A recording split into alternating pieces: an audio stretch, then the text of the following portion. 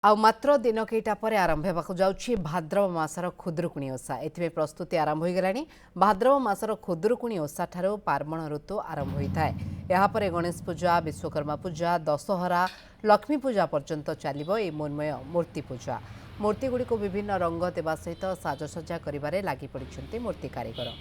ଆପଣ ଯେଉଁ ଦୃଶ୍ୟ ଟିଭି ସ୍କ୍ରିନ୍ରେ ଦେଖୁଛନ୍ତି ସେ ଦୃଶ୍ୟ ହେଉଛି ଆଠଗଡ଼ ବିଜ୍ଞାପିତ ଅଞ୍ଚଳ ପରିଷଦର କନ୍ତୋଲର ଅଞ୍ଚଳର ବଂଶାନୁକ୍ରମିକ ଭାବରେ ବିଭିନ୍ନ ପ୍ରକାରର ମୂର୍ତ୍ତି ଏଠାରେ ତିଆରି କରିଥାନ୍ତି ପରିବାର।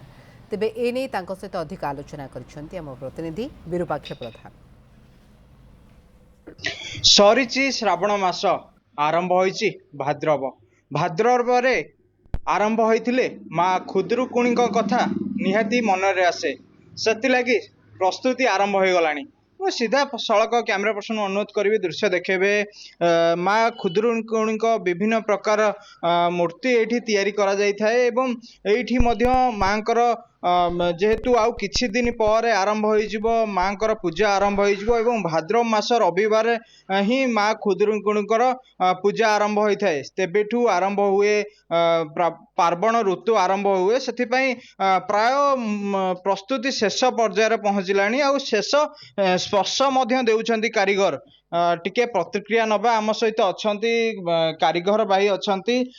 ଟିକେ ଆଜ୍ଞା କହିବେ, ଇଏ ସବୁ ଯୋଉ ମୂର୍ତ୍ତି ତିଆରି ହେଉଛି ଇଏ ଆପଣଙ୍କଠି ମାନେ କଣ ବରାଦ ହୁଏ ନା କେତେ ଦିନ ଲାଗିଥାଏ? ଆଉ ଏସବୁ କାମ କୋଉଠି ଶିଖିଲେ?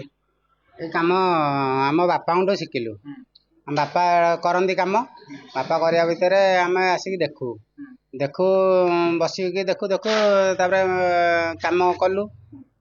ଦେଖିକି ବାପାଙ୍କଠୁ ଶିଖିଲୁ। ଏମିତି ଟିକେ କର, ଏମିତି କର, ସେମିତି କର। ଆଉ ବାପା କହିବେ ଏମିତି ନଡ଼ା ଭିଡ଼, ସେମିତି ନଡ଼ା ଭିଡ଼। ଫାଷ୍ଟ ତ ଖଡ଼ମା ବାଡ଼େଇବାକୁ କହିବେ। ଖଡ଼ମା ବାଡ଼େଇ ସାରିଲା ପରେ ନଡ଼ା ଭିଡ଼ିବାକୁ କହିଲେ। ନଡ଼ା ଭିଡ଼ିଲୁ। ତାପରେ ଯେମିତି ଟିକେ ଅଭିଜ୍ଞତା ହେଇଗଲା, ବାପା କହିଲେ ତମେ ନିଜେ କର। ତାପରେ ନିଜେ ସେମିତି ଯେମିତି ବାପା ବତେଇଥିଲେ ସେମିତି ଆମେ କାମ କଲୁ। କୋଉ କୋଉ ମୂର୍ତ୍ତି ସବୁ ତିଆରି ହୁଏ? ବରାଦରେ ହୁଏ ନା କେମିତି? ବରାଦରେ ଆମର ତିଆରି ହୁଏ। ବରାଦରେ ସେମିତି ବି ତିଆରି କରୁ। ଏମିତି ଏଇ ଯୋଉ ମୂର୍ତ୍ତି ଗୁରା ଆମେ ସବୁ ତିଆରି କରୁଛୁ, 10-15ଟା ମୂର୍ତ୍ତି ତିଆରି କରିଛୁ। ସେମିତି ତିଆରି କରୁଛୁ। ଯେ ଆସିଲା ନିଜେ କରନ୍ତି ନା କିଏ ସହଯୋଗ କରନ୍ତି? ନାଇଁ, ସହଯୋଗ କରିବାକୁ ପିଲା କେହି ମିଳୁନାହାନ୍ତି ତ। ଆମ ଏଇ ମାଟି କାମ କରିବାକୁ କେହି ଭଲ ପାଆନ୍ତିନି ବହୁତ। ଆଉ ଯାହାକୁ ଥରେ ପଶିଗଲା ଏଇଥିରେ ମାଙ୍କ କାମରେ, ସିଏ ମାଙ୍କୁ ଜମା ଭୁଲି ପାରିବନି। ମାଙ୍କ କାମ କହିଲେ ଆମେ ଆମ ଦେହ ଜିତେଇ ଯାଉଛି। କାହିଁକିନା ଆମେ ସେଇଭଳିଆ ଇଏରେ ଆଇଛୁ। ବୁଝିପାରୁଛ, ମାଙ୍କ କାମରେ ଛୋଟିଆ କାମ ନୁହଁ। ମାଙ୍କର ଯୋଉ ମୂର୍ତ୍ତି କାର୍ଯ୍ୟ ଜାରି ରଖିଛନ୍ତି। ମଉସା, କେତେ ବର୍ଷ ହେଲାଣି ଆପଣଙ୍କୁ? ଆସି 82 ଭଳିଆ ହେଇଗଲାଣି। ଏତେ ବର୍ଷରେ ଏଇ କାମ କରିପାରୁଛନ୍ତି ଆପଣ? ମୁଁ କରୁଥିଲି ଗଲା ବର୍ଷ। ଏ ବର୍ଷ ଟିକେ ମାନେ ଆଉ ଆଖିଟି ଆଉ ଦୃଶ୍ୟ ହଉନି।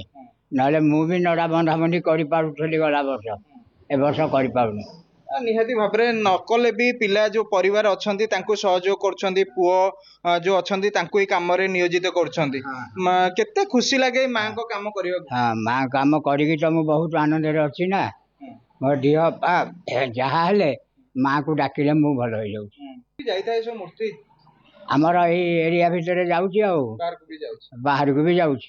ଏ ଯୋଉ କନ୍ତୋଳ ଅଞ୍ଚଳର ଯୁବକ ଜଣକ ଏଇ କାର୍ଯ୍ୟକୁ ନିଜର ପେଶା ସହିତ ନିଶା ଭାବରେ ଗ୍ରହଣ କରିଥିବା ଗୋଟିଏ ନିହାତି ଏଇ ମୂର୍ତ୍ତି କାରିଗରଙ୍କ ଉପରେ ଗୋଟିଏ ଭଲ ଲକ୍ଷଣ ବୋଲି ଯାହା ଦେଖିବାକୁ ମିଳେ। ଅନ୍ୟପଟେ କହିବାକୁ ଗଲେ ଯେହେତୁ ଏଇଠି କଞ୍ଚାମାଲ ସବୁ ମିଳିଯାଉଛି, ସେଥିପାଇଁ ବିଶେଷ କିଛି ଅସୁବିଧାର ସମ୍ମୁଖୀନ ହେବାକୁ ପଡୁନି ବୋଲି ଯାହା କହିଛନ୍ତି କାରିଗର। ଆଠଗଡ଼ କନ୍ତୋଲରୁ ବିରୁପାକ୍ଷ ପ୍ରଧାନ, ନ୍ୟୁଜ୍ 7।